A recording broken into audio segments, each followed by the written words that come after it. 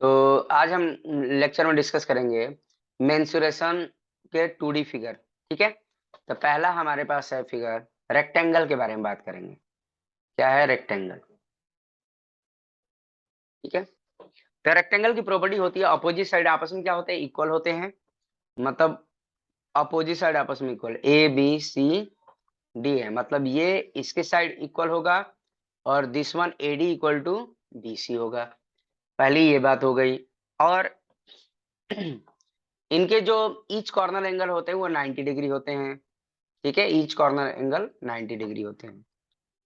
ठीक है, तो ये क्या रिप्रेजेंट करता है? ये लेंथ ऑफ रेक्टेंगल रिप्रेजेंट करता है, ये एल होता है। और ये क्या हो जाएगा? ये बी होगा। ठीक है, ये बी होगा। ये भी क्या होगा? बी होगा। इधर भी क्या होगा? बी होगा, क्योंकि अपोजिट साइड आपस में इक्वल होता है। और ये क्या होगा? एल हो जाएगा। ठीक है, तो इसमें हम पहले एरिया के बारे में बात। देखो, एल फॉर क्या है हमारे पास? लेंथ, यहाँ पे लिखा हुआ है। और बी फॉर क्या है? ब्रेथ है, यहाँ पे लिखा हुआ है। क्लियर है? तो एरिया हमारे पास क्या होगा? अगर मान लो इस रेक्टेंगल को पेंट करना होगा तो एरिया क्या होगा? लेंथ इंटू ब्रेथ होता है। लेंथ इंटू ब्रेथ होता है। ठीक है, तो लेंथ कितना है? L into B. तो फाइनली क्या आ जाएगा? Length into breadth. ये हमारा एरिया आ जाएगा, एरिया ऑफ रेक्टेंगल हो जाएगा। ठीक है, अब नेक्स्ट पेरीमीटर के बारे में बात कर लें। तो ये हमारे पास पेरीमीटर जो होगा, पेरीमीटर पेरीमीटर होता है sum of all side. Sum of all side मतलब A B plus B C plus C D plus D A, मतलब L plus B plus L plus B. तो क्या होगा? Twice of L plus twice of B. तो ये हमारे पास twice of L plus twice of B. तो two बाहर निकाल लिया तो two, two time L plus B हो जाएगा। तो मतलब बेसिकली क्या जो होता है, perimeter twice of length plus breadth हो जाता है। Length plus breadth. ठीक है, तो ये होता है पेरीमीटर ऑफ रेक्टेंगल। क्लियर है?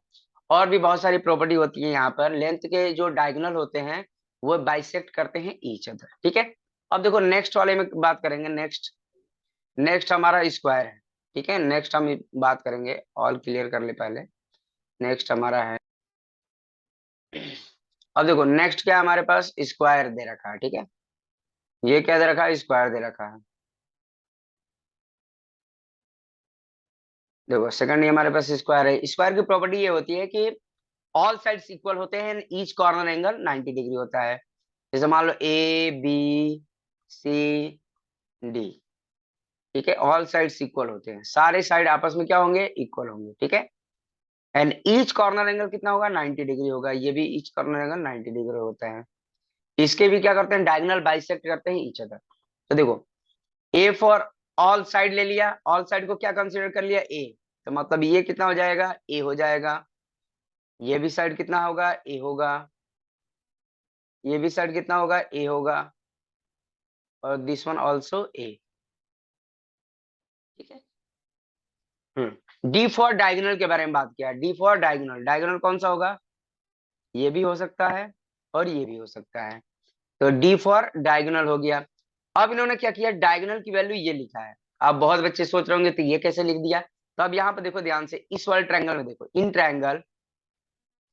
Triangle A B C, A B C, B पे कितना है? 90 डिग्री है। तो आपको पता है जब भी किसी बी पर 90 डिग्री है तो राइट एंगल ट्रायंगल बन रहा है, तो पाइथागोरस थ्योरम अप्लाई कर सकते हैं। तो ये कितना हो जाएगा इस वाले ट्रायंगल में? डी का स्क्वायर इक्वल टू क्या होगा? ए का स्क्वायर प्लस ए का स्क्वायर। ठीक है, तो डी का स्क्वायर इक्वल टू कितना होगा?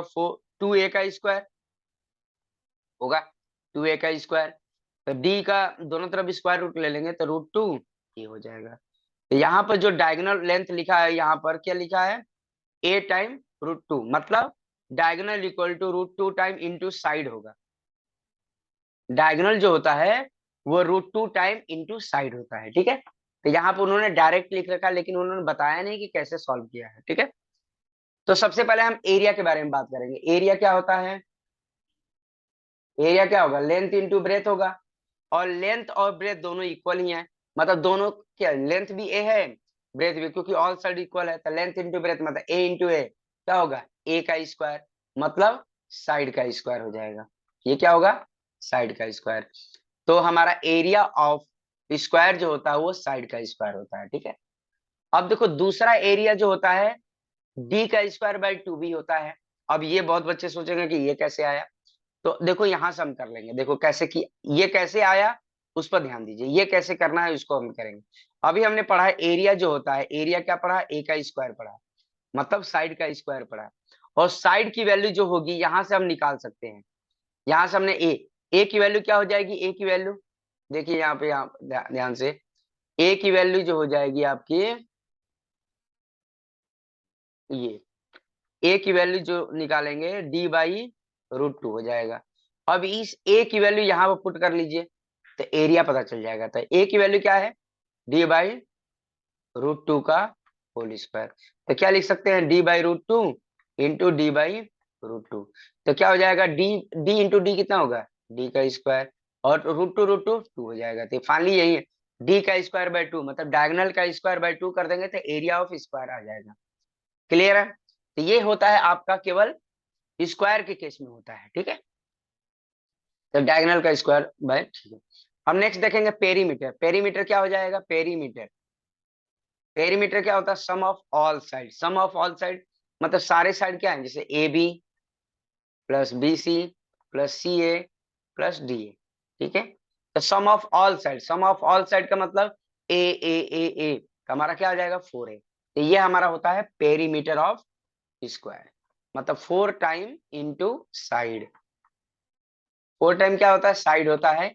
ये पेरीमीटर ऑफ द स्क्वायर होता है। क्लियर है। तो ये फॉर्मूला हमने दो देख लिया, एरिया देख लिया, एरिया क्या होगा, साइड का स्क्वायर होगा, डायगोनल के रिस्पेक्ट में डी का स्क्वायर बाय टू होगा, पेरीमीटर ऑफ स्क्वायर कितना होगा, 4 टाइम इंटू साइड होगा, ठीक है। आई बस समझ। नेक्स्ट अब देखेंगे हम नेक्स्ट है हमारे पास थर्ड, ये है पैरेललोग्राम।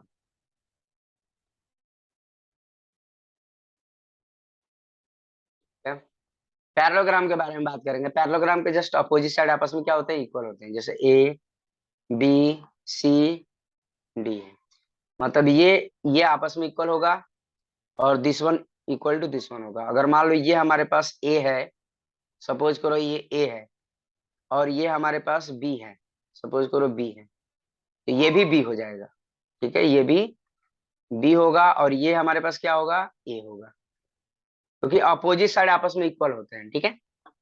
तो ये दे रखा a and b are the side of adjacent to each other, मतलब ए और बी आपस में क्या है, दोनों आपस में क्या एडजेसेंट साइड है। H is the distance between them, तो एच क्या है, इनके बीच का डिस्टेंस है, मतलब परपेंडिकुलर, ये क्या है, एच है। एच फॉर हाइट, मतलब ये दोनों परपेंडिकुलर जो डिस्टेंस है, पैरेलल लाइन है, उनके बीच का डिस्टेंस है। एच मतलब हाइट, हाइट ऑफ पैरेललोग्राम है, ठीक है। तो पहला क्वेश्चन ये बनता है, एरिया क्या होता है, एरिया ऑफ पैरेललोग्राम क्या होगा, बेस इंटू हाइट होता है, बेस इंटू हाइट, ठीक है। तो बेस में क्या था, ए था, और हाइट क्या था, एच था। तो देयरफॉर हमारे पास फाइनली हम कह सकते हैं एरिया ऑफ पैरेललोग्राम क्या हो गया, ए एच। ए एच मतलब बेस इंटू हाइट हो गया। क्लियर है। तो ये होता है एरिया ऑफ पैरेललोग्राम, ठीक है। अब हम बात करेंगे पेरीमीटर, पेरीमीटर के बारे में। तो पेरीमीटर जो होगा, पेरीमीटर क्या होता है, सम ऑफ ऑल साइड्स, सारे साइड का सम, मतलब ये देखो A B plus B C plus C D plus D A, मतलब a plus B plus a plus B. तो क्या होगा, twice of a plus twice of B. तो टू बाहर निकाल लेंगे तो ये फाइनली हमारे पास आ जाएगा, ठीक है। तो twice of adjacent of two, sum of two adjacent side. तो ये होता है हमारे पास पेरीमीटर ऑफ पैरेललोग्राम। क्लियर है। अब हम बात करेंगे रोम्बस के बारे में बात करेंगे। तो देखो अब हम रोम्बस के बारे में बात करेंगे, ठीक है। तो रोम्बस में क्या होगा, देखिए ध्यान दीजिएगा, रोम्बस में भी क्या होता है, ऑल साइड्स इक्वल होते हैं, ठीक है। रोम्बस और स्क्वायर में डिफरेंस क्या है, रोम्बस में और स्क्वायर में डिफरेंस ये होता है, स्क्वायर में क्या होता है, ऑल कॉर्नर एंगल 90 डिग्री होता है, बट रोम्बस में ऑल कॉर्नर एंगल 90 डिग्री नहीं होगा, ठीक है। एंड रोम्बस में ये भी होता है कि जो डायगोनल होते हैं इक्वल नहीं होते हैं, बट स्क्वायर के डायगोनल आपस में क्या होंगे, इक्वल होंगे। तो यहाँ पे यही बात है, तो यहाँ पे देखो ए है, इसको ए मान लिया, बी मान लिया, सी मान लिया और डी मान लिया। ऑल साइड इक्वल होते हैं, इसमें भी स्क्वायर में भी होते हैं और रोम्बस में भी होते हैं, बस ईच कॉर्नर एंगल 90 नहीं होगा। तो अब यहाँ पे देखो ये जो होगा इसको ए मान लेंगे, ठीक है, इसको भी ए मान लेंगे क्योंकि ऑल साइड इक्वल होते हैं, इसको भी ए मान लेंगे, इसको भी ए मान लेंगे, सारे साइड आपस में इक्वल हो गया। क्या लिखा हुआ है, a each equal side of the rhombus, ठीक है, D1 and D2 are diagonal. तो यहाँ पर क्या हो जाएगा, ये एक डायगोनल है और एक ये डायगोनल है। ये क्या है तुम्हारा, D1 मान लेंगे इसको, और इसको हम इस डायगोनल को D2 मान लेंगे। और यहाँ पर प्रॉपर्टी ये होती है कि जो डायगोनल होते हैं परपेंडिकुलर बाइसेक्टर ईच अदर होता है, मतलब जहां पर दोनों डायगोनल मीट करेंगे वहां पे कौन सा एंगल बनाएगा, 90 डिग्री बनाएगा। ये रोम्बस की प्रॉपर्टी होती है। रोम्बस में क्या होता है, diagonal bisect each other at right angle होते हैं। तो यहाँ पर ये बाइसेक्ट तो करता ही करता है, बट ये बाइसेक्ट किस पे करते हैं, 90 डिग्री पे करते हैं, ठीक है। तो ये क्या है, B D equal to D1 है डायगोनल एंड AC डायगोनल 2 है, ठीक है। कितनी बात समझ में आई, ये इंट्रोडक्शन, ठीक है।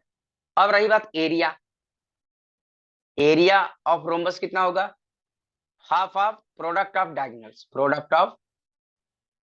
Products of diagonal, half of product of diagonal. तो हाफ प्रोडक्ट ऑफ डायगोनल क्या है, D1 एंड इंटू D2, या फाइनली हम लिख सकते हैं product of diagonal into BD into AC, ये भी लिख सकते हैं।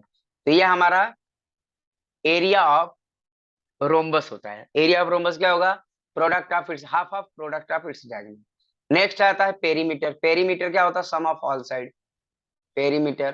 तो पेरीमीटर क्या होता है, सम ऑफ ऑल साइड, मतलब a plus a plus a plus ए, कितना आ गया, 4 है। ये होता है हमारा पेरीमीटर, या 4 टाइम इंटू साइड, ठीक है, ऐसे लिख सकते हो, 4 इंटू साइड लिख सकते हैं। तो ये हमारा हो जाता है पेरीमीटर ऑफ रोम्बस। क्लियर है। नेक्स्ट, तो नेक्स्ट हमारा है फिफ्थ, ट्रेपेजियम,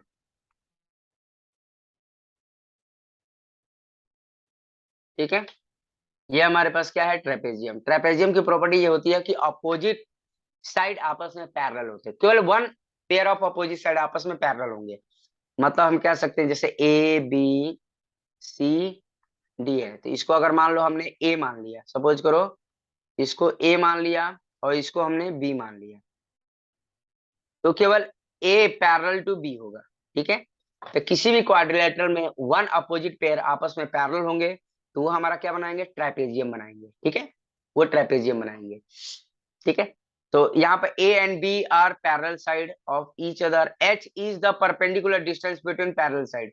तो एच जो होगा ये परपेंडिकुलर डिस्टेंस होगा, ये एच, ये क्या होगा, एच होगा, ठीक है। H is perpendicular distance between two parallel side होगा, ठीक है। इतनी इंफॉर्मेशन सफिशिएंट है। अब यहाँ पे देखो एरिया हम बताएंगे, area of trapezium, area of trapezium.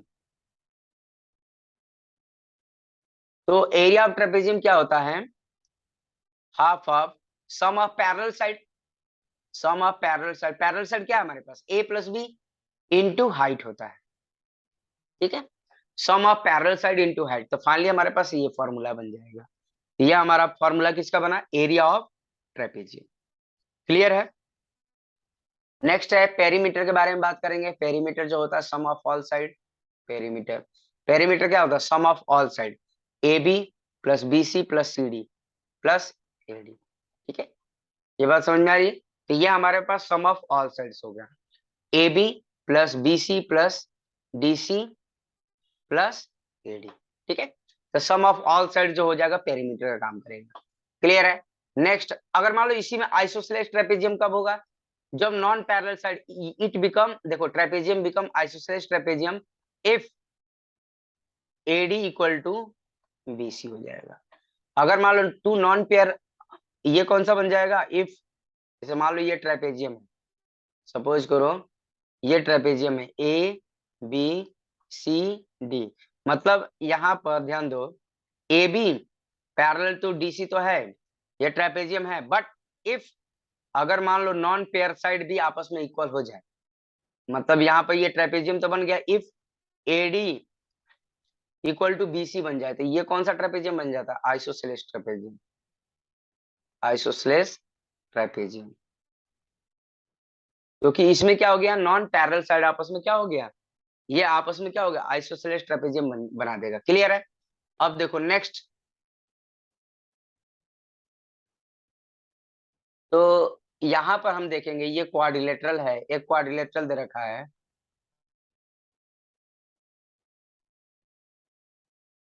ठीक है, क्वाड्रिलेटरल है, बट हमें नहीं पता है कौन सा, रोम्बस है, स्क्वायर है, रेक्टेंगल है, पैरेललोग्राम है, हमें नहीं पता है कौन सा ये क्वाड्रिलेटरल दे रखा है।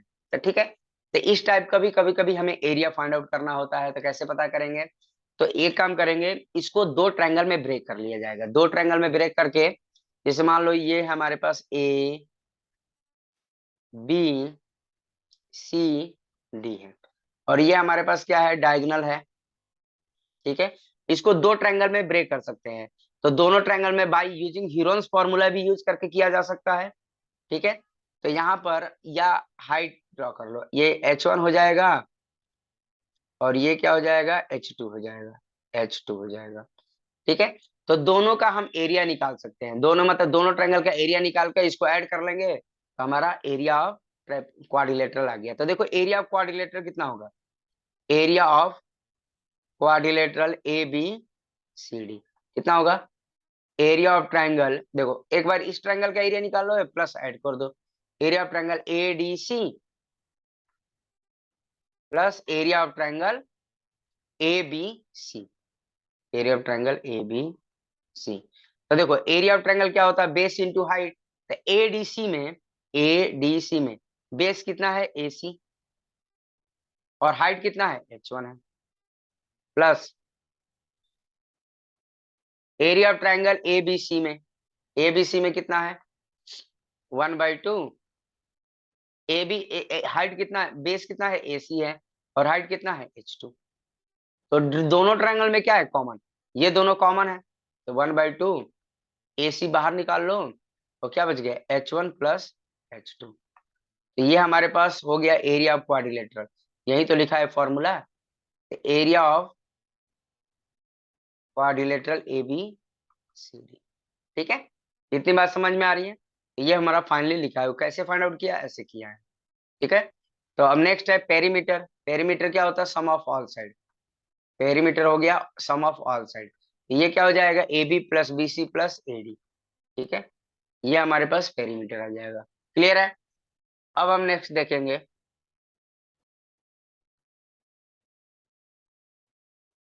अब देखो ये काइट के बारे में बात करेंगे, काइट, ठीक है। तो काइट्स की प्रॉपर्टी ये होती है कि जो हमारे पास काइट की प्रॉपर्टी है, एडजेसेंट साइड आपस में इक्वल होंगे, काइट की प्रॉपर्टी होती है एडजेसेंट साइड आपस में इक्वल होंगे, ये आपस में इक्वल होंगे, और जो इनके दोनों डायगोनल हैं परपेंडिकुलर, परपेंडिकुलर होते हैं, बट एक डायगोनल ये बाइसेक्ट करता है, एक डायगोनल बड़ा होता है, एक डायगोनल छोटा होता है, ठीक है। तो यहाँ पर आपको ध्यान देना चाहिए, काइट की प्रॉपर्टी होती है AB जो होता है एडजेसेंट साइड आपस में इक्वल होगा, AB इक्वल टू AD होगा, AB इक्वल टू AD, फिर BC इक्वल टू क्या होगा, BC इक्वल टू CD होगा, ये एक प्रॉपर्टी होती है। डायगोनल परपेंडिकुलर होते हैं, दूसरी प्रॉपर्टी यह है, AC जो होगा परपेंडिकुलर टू BD होगा, ठीक है। और जो बड़ा डायगोनल है, थर्ड प्रॉपर्टी है, जो बड़ा डायगोनल है वो छोटे डायगोनल को बाइसेक्ट करता है, मतलब अगर मान लो तो हम बात करें BO इक्वल टू OD होगा, ठीक है, ये सारी कुछ प्रॉपर्टी है। तो रही बात हम एरिया कैसे फाइंड आउट करेंगे, तो एरिया ऑफ जो काइट होगा, एरिया, एरिया ऑफ काइट, ये जो होता है 1/2 product of its diagonal, product of diagonal, diagonal क्या है AC इंटू BD, ये होता है हमारा एरिया ऑफ काइट। कभी कभी क्या होता है, काइट का एरिया फाइंड आउट करना होता था कि एरिया ऑफ काइट क्या हो जाता है, half of product of its diagonal, diagonal मतलब एक डायगोनल छोटा होता है इसमें, एक डायगोनल बड़ा होता है, ठीक है। इतनी बात समझ में आ रही है। और पेरीमीटर कितना हो जाएगा, पेरीमीटर, पेरीमीटर होता है सम ऑफ ऑल साइड, मतलब AB plus BC plus CD plus D, तो ये हमारा इसका पेरीमीटर आ जाएगा। आई थिंक सबको क्लियर हो चुका है। नेक्स्ट, तो यहां पर हम देखेंगे एरिया ऑफ ट्रायंगल, ट्रायंगल के बारे में बात करेंगे। ट्रायंगल, तो ये अगर मान लो ए है, ये बी है, ये सी है वर्टेक्स, ठीक है। तीन वर्टेक्स हमने लिए, ए बी सी। तो देखो ए के जस्ट अपोजिट साइड क्या होगा, उसको हम स्मॉल ए लिखेंगे। बी के जस्ट अपोजिट साइड को क्या लिखेंगे, स्मॉल बी से कंसीडर करेंगे। और सी के जस्ट अपोजिट साइड को हम स्मॉल सी से। तो ए बी सी आई थिंक सबको समझ में आ गया। अब क्या है, देखो ए B C are the three side of the triangle, S is the semi perimeter. S क्या है, सेमी पेरीमीटर, मतलब पेरीमीटर का हाफ। और पेरीमीटर क्या होता है, sum of all side, A plus B plus C by two. तो ये होता है सेमी पेरीमीटर, ठीक है। तो इस केस में देखो एरिया कैसे निकालेंगे।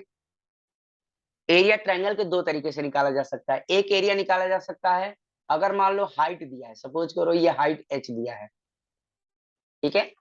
तो हाइट दिया है तो इस केस में फॉर्मूला कितना हो जाएगा, एरिया ऑफ ट्रायंगल कितना हो जाएगा, एरिया ऑफ ट्रायंगल एबीसी कितना हो जाएगा, 1/2 base into height, base into height.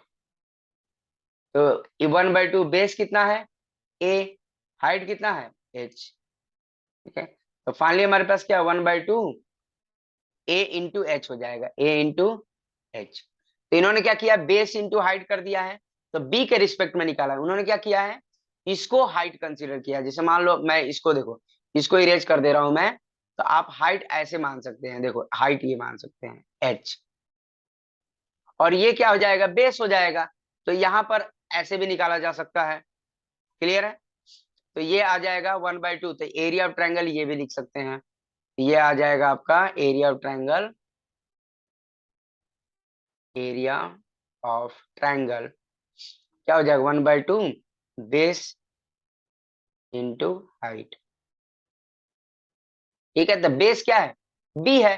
देखो इस केस में क्या है, बी क्या है, बेस है, और हाइट क्या है, एच है।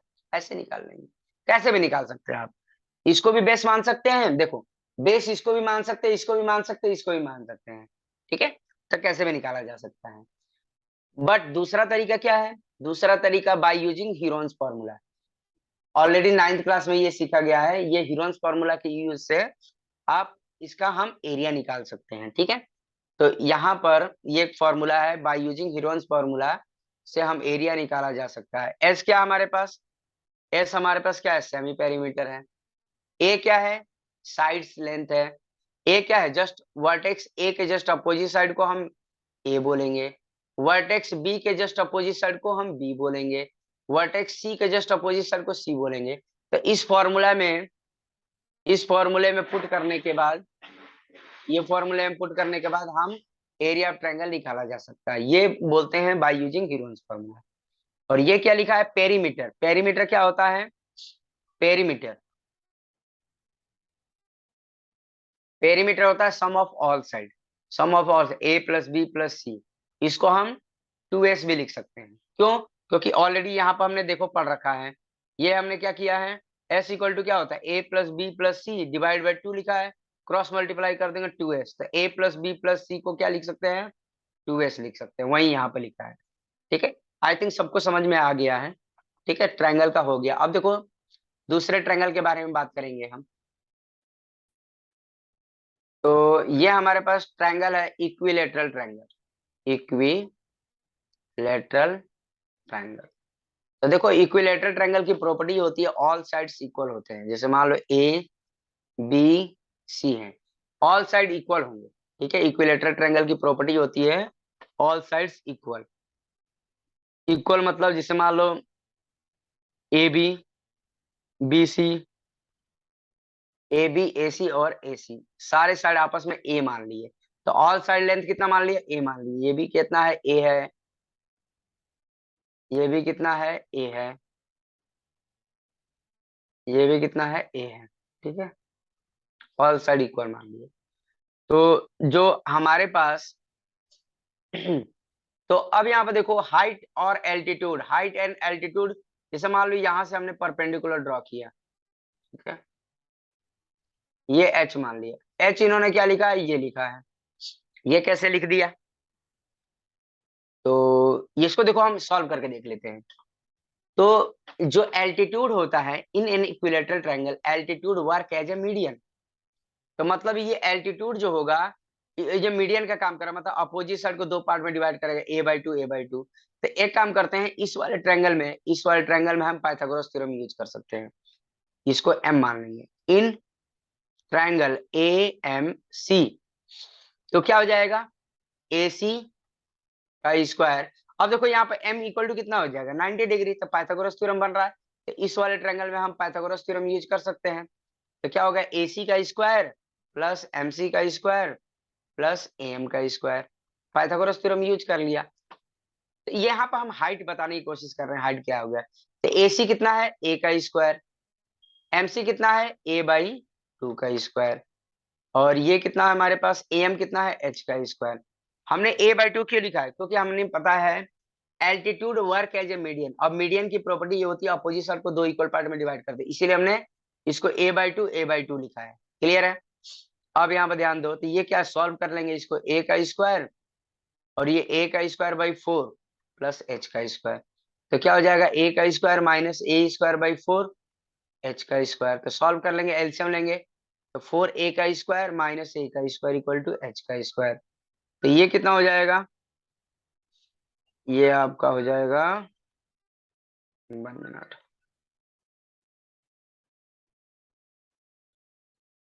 तो ये आ जाएगा 3a का स्क्वायर बाई 4 h का स्क्वायर। तो दोनों तरफ स्क्वायर रूट ले लेंगे, taking square root on both side. तो √3a/4 2 आ जाएगा इक्वल टू h। तो फाइनली क्या आ जाएगा, देखो यहाँ पर, देखो हमने हाइट प्रूव कर दिया। यहाँ पर क्या किया, taking square root on both side, taking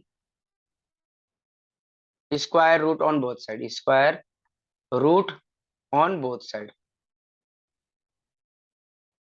तो हमने यहाँ पे ये बता दिया हाइट कैसे आया। तो हाइट क्या होता है, √3a/2 होता है। तो ये हमने प्रूव कर दिया, ये इन्होंने क्या लिखा था, हमने ये प्रूव कर दिया। क्लियर है, इतनी बात समझ में आ रही है। तो ये सब हमने कर दिया, ठीक है।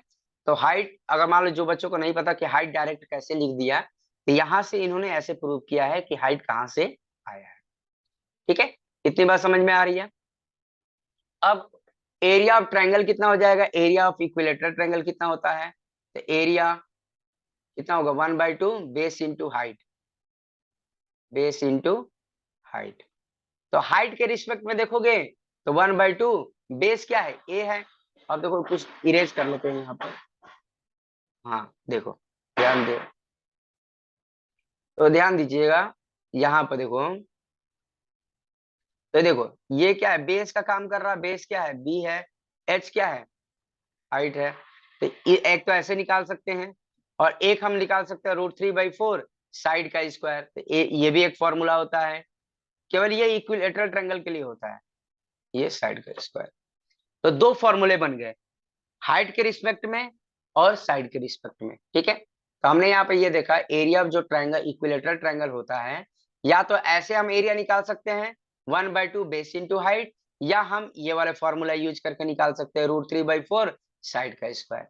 ये होता है आपका इक्विलेटरल ट्रायंगल का एरिया। ठीक है, अब ये क्या, पेरीमीटर कितना हो जाएगा, सम ऑफ ऑल साइड। तो पेरीमीटर जो होगा, perimeter sum of all side, ये क्या किया, ए 3a, मतलब a+a+a कितना होगा, 3a। तो सम ऑफ ऑल साइड जो होगा पेरीमीटर हो जाएगा। ठीक है, और सारी साइड लेंथ कितनी है, इक्वल है, इसीलिए a+a+a मतलब 3a हो जाएगा। ठीक है, तो पेरीमीटर पता आ गया, एरिया आ गया। क्लियर है, आई थिंक सबको समझ में आ गया। इसको और क्लियर कर दे, तो ये हमें पता चल गया फाइनली, एरिया ये होता है, एरिया ऑफ इक्विलेटरल ट्रायंगल, या तो ये या तो ये। फिर पेरीमीटर ये होता है आपका, पेरीमीटर। ठीक है, तो ये हमारा कंप्लीट हो गया। ठीक है, और हाइट जो होता है हमारा ये होगा, ये हाइट, हाइट ये हो जाएगा, और हाइट इक्वल टू कितना है, ये। ठीक है, और ये हमारे पास साइड था। ये इक्विलेटरल ट्रायंगल के बारे में बात करते हैं। नेक्स्ट ट्रायंगल के बारे में बात करेंगे हम, ये है आपका आइसोसेलेस ट्रायंगल।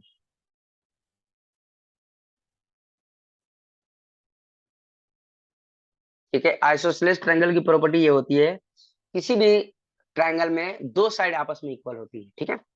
तो in any triangle only two sides are equal, then triangle is isosceles triangle. तो ये मान लो ये दोनों आपस में इक्वल है, या BC इक्वल टू AC है, तो किसी भी ट्रायंगल में अगर दो साइड आपस में इक्वल है तो वो आइसोसेलेस ट्रायंगल होगी।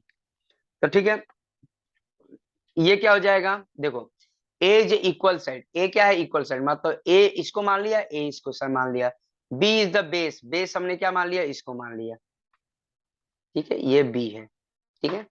तो हाइट क्या होगा, हाइट और एल्टीट्यूड, हाइट जो होता है हमारा ये होता है जी एच, एच ये होगा, और एच की वैल्यू क्या दे रखा है, ये दे रखा है। ये कैसे, तो इसको भी आप प्रूव करने के लिए आप सिंपल सी बात है, इन अब देखो यहाँ पर हमारे पास प्रॉपर्टी होती है, जैसे मान लो ये बी है, ये हमारे पास बी है, और in isosceles triangle altitude work as a median. इन इक्विलैटरल ट्रायंगल और आइसोसेलेस ट्रायंगल में सेम प्रॉपर्टी होती है, जो एल्टीट्यूड होता है वो वर्क एज ए मीडियन काम करता है। मतलब यहाँ पर बी है तो इसको हम क्या लिख सकते हैं, b/2 और b/2, ठीक है। b/2 ये भी होगा, b/2 है, तो यहाँ पर पाइथागोरस थ्योरम लगाने पर हम क्या हो जाएगा, हाइट पता चल जाएगा। तो यहीं से इन्होंने कैलकुलेट किया, देखो कैलकुलेट करके देख लेते हैं हम।